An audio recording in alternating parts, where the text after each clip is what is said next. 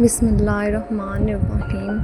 ہر دل ہدایت کی تلاش میں ہوتا ہے اور ہر مسافر اپنی منزل کا منتظر۔ کبھی کبھی اللہ تعالیٰ ہدایت کا ذریعہ ایک چھوٹا سا خط بھی بنا دیتا ہے۔ آئیے شروع کرتے ہیں خط جنت کی 7ویں قسط۔ اس رات کے واقعے کے بعد عارف ملک نے پورے خاندان کو لاؤنج میں اکٹھا کیا۔ یہ اب صرف ایک محافظ اور اس کی ذمہ داری کا معاملہ نہیں رہا تھا، یہ خاندان کی حفاظت کا سوال بن چکا تھا۔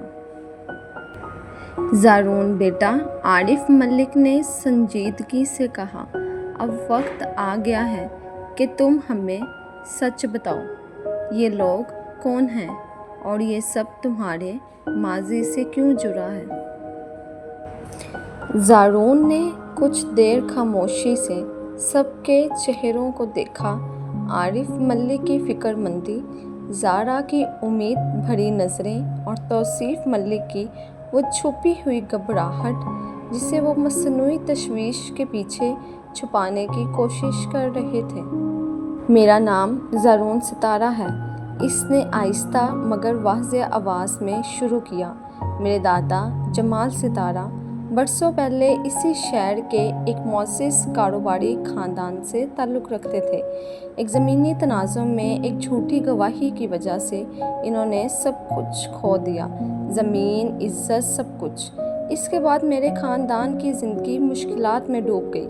میرے والدین کا ایک حادثے میں انتقال ہو گیا جب میں بہت چھوٹا تھا اور میں یتیم رہ گیا۔ کمرے میں خاموشی چھا گئی۔ زارا نے اپنے تایا کی طرف دیکھا جن کا چہرہ اب مکمل طور پر بے رنگ ہو چکا تھا۔ وہ لوگ جو کل رات زارا کو نقصان پہنچانے کی کوشش کر رہے تھے، زارون نے آگے کہا، وہ اس پرانے جھوٹ کے سلسلے کی ایک کڑی ہیں۔ کوئی نہیں چاہتا تھا کہ وہ سچ سامنے آئے جو برسوں سے دبا کر رکھا گیا ہے۔ اور تم یہاں کیوں آئے اس گھر میں؟ عارف ملک نے پوچھا۔ ان کی آواز میں الجھن اور تشویش دونوں تھی۔ زارون کچھ لمحے خاموش رہا۔ کیونکہ سچ سامنے لانا میرا فرض بن چکا ہے، سر، نہ انتقام کے لیے نہ دولت کے لیے، بلکہ اس ناانصافی کو ٹھیک کرنے کے لیے جس نے میرے خاندان کو تباہ کیا۔ اس نے ایک گہری سانس لی۔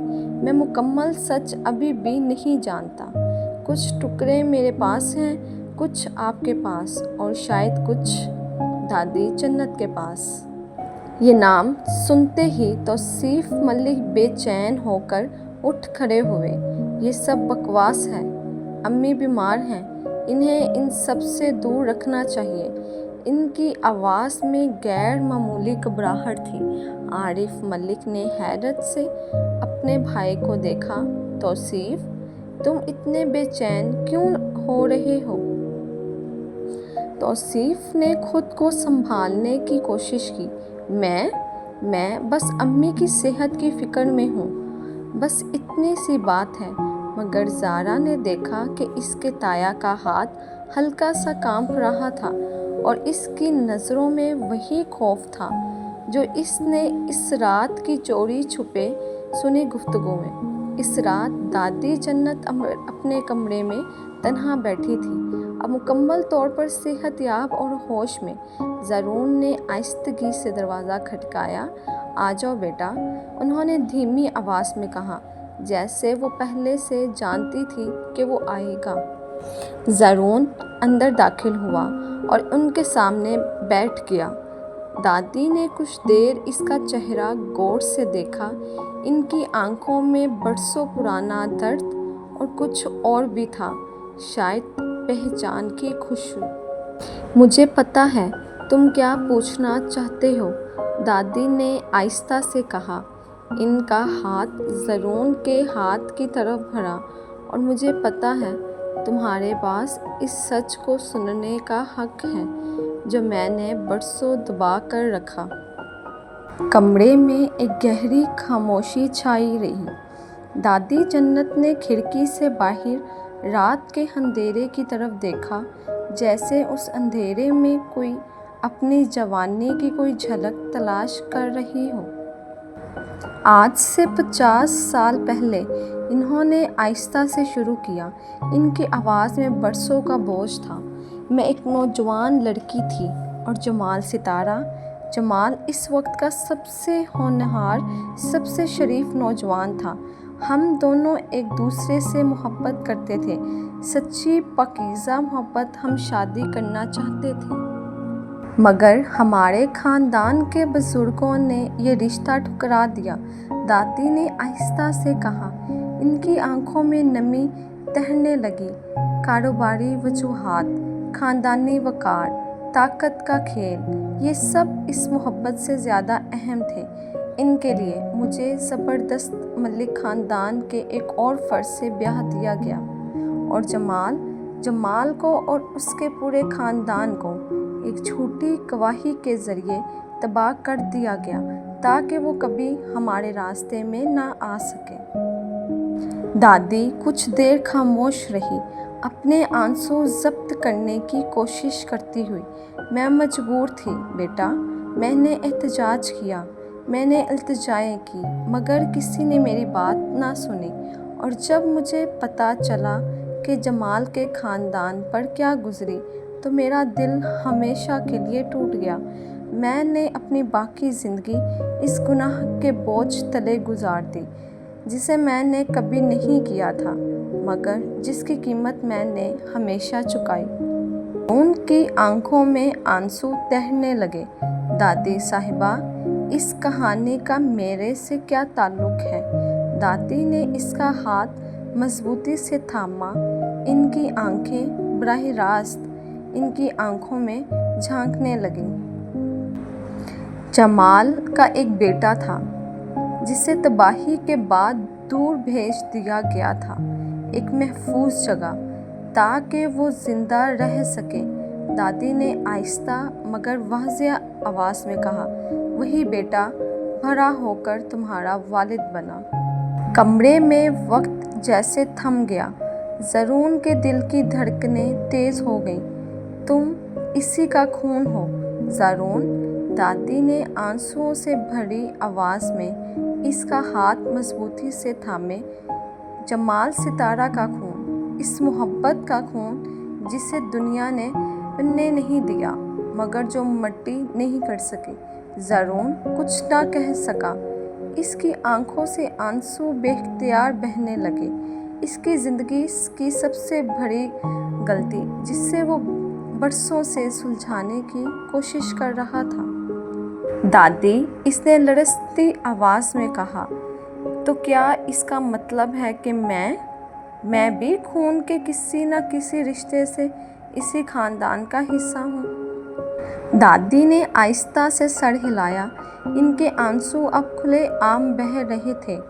ہاں بیٹا، تمہاری رگوں میں وہی خون دوڑتا ہے جو میری رگوں میں دوڑا کرتا تھا، اس محبت کا خون جو کبھی مکمل نہیں ہو سکی۔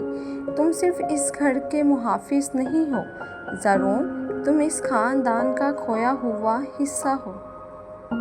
اس رات زرون اکیلے چھت پر کھڑا رہا، آسمان کی طرف دیکھتا ہوا۔ اس کے دل میں ہزاروں جذبات ایک ساتھ ٹکرا رہے تھے، درد، سکون، غصہ اور کہیں گہرائی میں ایک عجیب سا اطمینان۔ تو یہی وہ سچ تھا جسے تو نے مجھ سے چھپا رکھا تھا۔ یا اللہ، اس نے آسمان کی طرف دیکھتے ہوئے سرگوشی کی۔ میں یہاں انصاف کی تلاش میں آیا تھا اور تو نے مجھے میرا کھویا ہوا خاندان واپس دے دیا۔ اسی وقت نیچے کھڑکی سے زارا نے اسے چھت پر تنہا کھڑے دیکھا۔ وہ آہستگی سے سیڑھیاں چڑھ کر اس کے قریب پہنچی۔ زرون، کیا ہوا؟ دادی نے کیا بتایا؟ زرون نے مڑ کر اسے دیکھا۔ اس کی آنکھوں میں آنسو ابھی تک باقی تھے۔ زارا، اس نے آہستہ سے کہا۔ اس کی آواز میں ایک نئی سچائی تھی۔ میں تمہارے گھر کا اجنبی محافظ نہیں ہوں، میں اس خاندان کا کھویا ہوا خون ہوں۔ اگلی صبح زرون اور دادی جنت نے مل کر فیصلہ کیا کہ یہ راز فی الحال صرف عارف ملک اور زارا تک محدود رکھا جائے گا جب تک مکمل ثبوت اکٹھے نہ ہو جائیں۔ عارف ملک نے یہ سچ سن کر پہلے حیرت، پھر گہرے دکھ اور آخرکار زرون کے لیے ایک عجیب سی محبت محسوس کی، جیسے وہ ہمیشہ تم میرے بھتیجے نکلے زرون، عارف ملک نے ابیدہ آواز میں کہا۔ برسوں پہلے جو ظلم ہمارے خاندان کی طرف سے ہوا، میں اس کی معافی مانگتا ہوں، چاہے اس وقت پیدا بھی نہیں ہوا تھا۔ زرون کی آنکھیں نم ہو گئیں۔ سر، معافی کی ضرورت آپ کو نہیں، انہیں تھی جنہوں نے یہ ظلم کیا۔ آپ کا پیار ہی میرے لیے کافی ہے۔ اس دن زارا نے زرون کو ایک نئی نظر سے دیکھا۔ وہ شخص جسے وہ کبھی حقیر سمجھتی تھی، اب اس کے دل میں ایک خاص مقام رکھتا تھا، نہ صرف اس کے کردار کی وجہ سے بلکہ اس درد کی وجہ سے بھی جسے اس نے اتنی خاموشی سے برداشت کیا تھا۔ شام کو جب دونوں لان میں بیٹھے تھے، زارا نے آہستہ سے پوچھا، زرون، اتنا سب کچھ جاننے کے بعد تمہارے دل میں غصہ نہیں آتا اپنے خاندان کے ساتھ جو ہوا اس پر؟ زرون کچھ دیر خاموش رہا، پھر آہستہ سے بولا، غصہ آتا تھا مس زارا، بہت آتا تھا۔ ایک وقت تھا جب میں نے انتقام کی قسم کھائی تھی، جب میں دین سے دور ہو کر غلط راستوں پر چل پڑا تھا۔ مجھے لگتا تھا کہ صرف تباہی ہی انصاف ہے۔ ایک رات جب میں سب سے زیادہ ٹوٹا ہوا تھا، ایک بزرگ عالم سے ملاقات ہوئی، زرون نے یاد کرتے ہوئے کہا۔ انہوں نے مجھے قرآن پاک کی آیت سنائی، بے شک اللہ اپنے بندوں کی توبہ قبول کرتا ہے اور گناہوں کو معاف کرتا ہے۔ اس نے ایک گہری سانس لی۔ اس رات مجھے احساس ہوا کہ انتقام کبھی سکون نہیں دیتا مس زارا، صرف توبہ اور معافی سکون دیتی ہے۔ میں نے اسی رات اللہ سے وعدہ کیا کہ اگر مجھے کبھی سچ جاننے کا موقع ملا تو میں انصاف کی راہ اپناؤں گا، انتقام کی نہیں۔ زارا کے دل میں یہ الفاظ گہرائی تک اتر گئے۔ میں سوچتی تھی کہ صرف مجھے ہی توبہ کی ضرورت ہے، اپنی پرانی زندگی کی وجہ سے۔ اس نے آہستہ سے کہا، مگر شاید ہر انسان کو کسی نہ کسی موڑ پر اپنے رب کی طرف لوٹنے کی ضرورت ہوتی ہے۔ بالکل، زرون نے مسکراتے ہوئے کہا، توبہ کا دروازہ کسی خاص گناہ کے لیے نہیں کھلتا مس زارا، یہ ہر اس دل کے لیے کھلتا ہے جو واپس آنا چاہے، چاہے وہ کتنی ہی دور کیوں نہ چلا گیا ہو۔ زارا نے آسمان کی طرف دیکھا، اس کے دل میں ایک عجیب سا سکون اترا۔